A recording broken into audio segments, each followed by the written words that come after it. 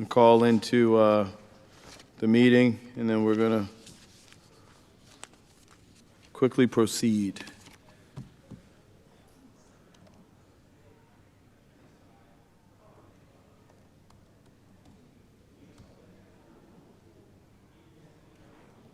We're ready to go?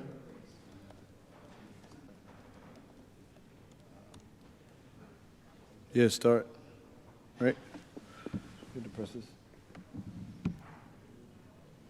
That's backwards. Oh, there we go. So we ready to go? Yeah. You sure? Not sure. All right, let's do it. We're going to jump into our first town hall meeting. As we've discussed on local control, this bill is critically important to the city. We've had one hearing on the bill to kind of talk about the history of it, why we're here, and what we got to do to move forward. That would be City Council Bill 23-0445, Charter Amendment for Baltimore City Police Department, as well as City Council Bill 23-0449, Public Safety Baltimore City Police Department. And at this time, we wanted to have access to the town hall so folks have a chance to kind of dive into the bill. This will be a fast-moving bill, and that's why we wanted to make sure that we had as many engagement opportunities as possible. Right now, there are 2 council hearings planned as well as 2 town halls planned. The idea is we would like to send a strong, unified message to Annapolis once they go into session. So we can proceed from a technical perspective on the state side as quickly and expeditiously and efficiently as possible. With that, Mr. Chair, do you have anything to say or add?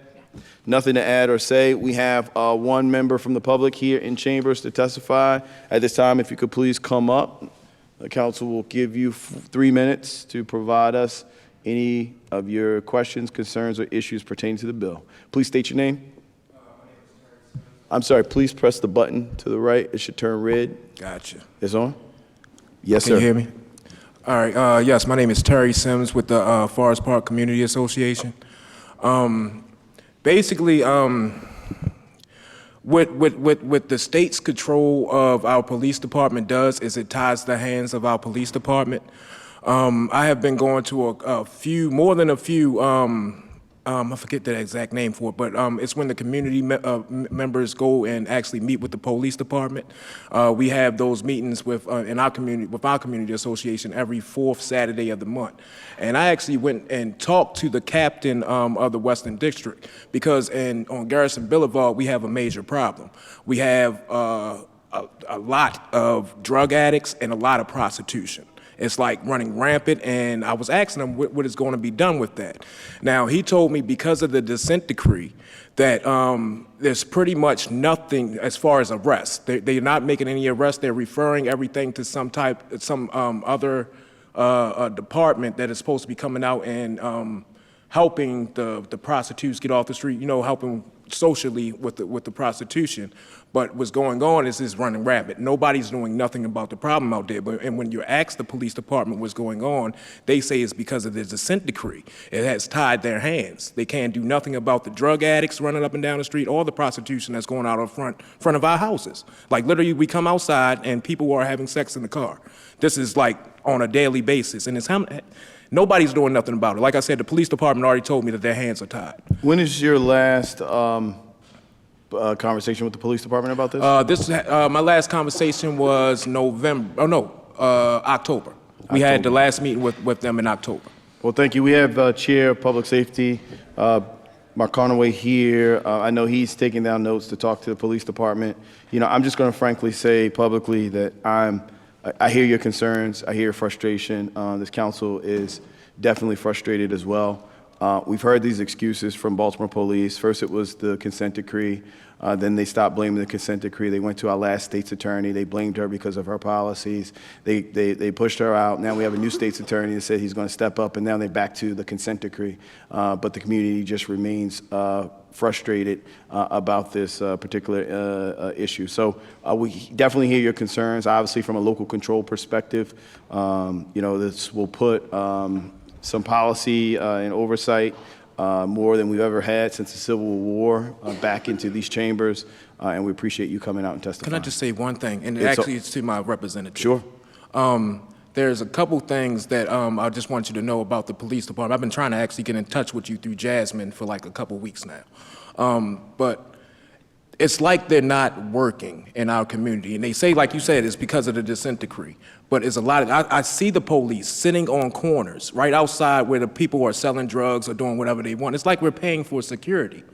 And it's like something that has to be done. And the Western District straight up told me that there's nothing that they can be done. You see what I'm saying? Yes. Until the dissent decree is. I just want to make sure that Annapolis knows that we have a problem in our community that the police are blaming them for. So. Thank you so much. right. We truly Mr. appreciate that. Madam VP? I'd just like to just make a quick statement, especially on that Garrison Boulevard corridor where that problem has been going on really since the 70s. And at one time, under now deceased Congressman Cummings, had given a lot of federal money to this organization called Women Accepting Responsibility that was basically housed right in Garwin Medical Center, and really it was operating for like 6 or 7 years, and then the funding ran out. The problem started getting worse again. So what I'm understanding that the police are saying is that they have to catch the people in act, so it has to be a timely call. I've been on community walks with the police, and we actually caught someone in the car in the act. They arrested them and so on. So there's a certain procedure to follow for that. There's also the organization Turnaround that is on that strip, very, very often. So it's just the timing of reporting, and I know this problem is not just in that area, it's around the entire city. And but just wanted to kind of give that extra piece of information that, they're not just letting it go and disappear. The timing of these acts are part of what has to happen, and the body camera stuff. Thank you, Madam VP. I think what sits at the core of this is when we talk about equitable policing in our city, we saw clearly what took place in Brooklyn, and the council kind of raised a lot of concerns there. But the reality is, if this was in other communities, in certain communities, this wouldn't be a problem that has just been normalized as it relates to oversight and enforcement and action. So again, we have the chairman of public safety here. Obviously, local control will put us a lot closer to dealing directly with the police department and working with the administration so that their equitable enforcement and protection and service is throughout the city of Baltimore. There's no additional folks online that would like to testify. The point of these town halls was to open it up, and if we had 100 people, we would listen to 100 people. If we had one, we would listen to one. But we want to ensure that we provided a space for the public to come and talk about this critical and, again, historic piece of legislation that dates all the way back to the Civil War. Are there anything that colleagues would like to mention at this time from a council perspective? Mr. Chair, we'll close out with you. Thank you, Mr. President. I want to appreciate you for taking the opportunity to provide this forum for folks to speak up. These are two very important bills that hopefully will give us all the rights that we frankly deserve in order to actually effectively run the police department. Mr. Sims, I really appreciate your testimony tonight, and I'm really kind of saddened by the experience that you're having. These are conversations that we have day in, day out with the police commissioner when he comes up here to talk about what they're doing and what's going on. There's a lot of good going on in the department, but then there's a lot to be desired as well. So appreciate your perspective, appreciate your testimony, and I will definitely take that back to the department and try to figure out what's going on there and what we can do to resolve it. The hope is that these bills will give us that extra cudgel to make sure that our police department is actually working for us and working with us and doing so in an equitable and respectful way. And this is the first step in that direction, a step that took 150 something years. But appreciate your support tonight. Thank you. Thank you, Mr. President. No, thank you, Mr. Chair.